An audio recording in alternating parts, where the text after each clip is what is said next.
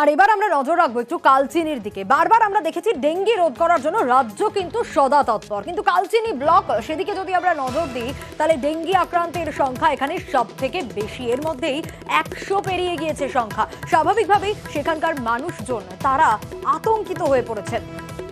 রাজকুমার আমাদের প্রতিনিধি রয়েছেন আমাদের সঙ্গে। রাজকুমার, প্রশ্নটা ঠিক এখানেই, রাজ্য সরকার তো তৎপর, কালচিনি ব্লকে ডেঙ্গি আক্রান্তের সংখ্যা 100-র বেশি। প্রতি বছরই কিন্তু এই ছবিটা দেখা যায় যে এই সময় ডেঙ্গি আক্রান্তের সংখ্যা বাড়তে থাকে। স্থায়ী সমাধানটা ঠিক কোথায়?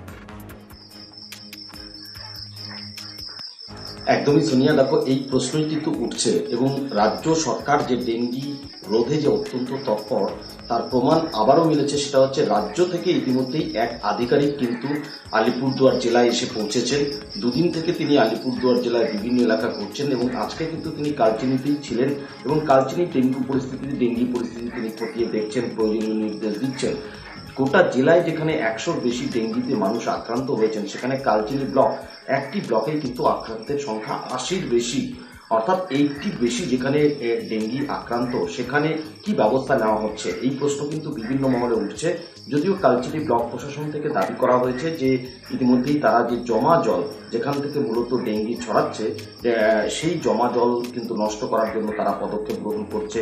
তারা জেসিবি মেশিন লাগিয়ে নিকাশি নালা পরিষ্কার করছে, সচেতনতা তারা ছড়াচ্ছে এবং সকল মানুষকে তারা আবেদন করছে যে তারা জমা জল যেন কেউ না রাখে।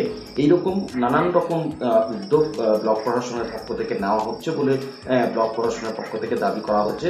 কিন্তু এই ডেঙ্গি রোধ কবে হয় সেটাই এখন দেখা। সোনিয়া। বেশ রাজকুমার।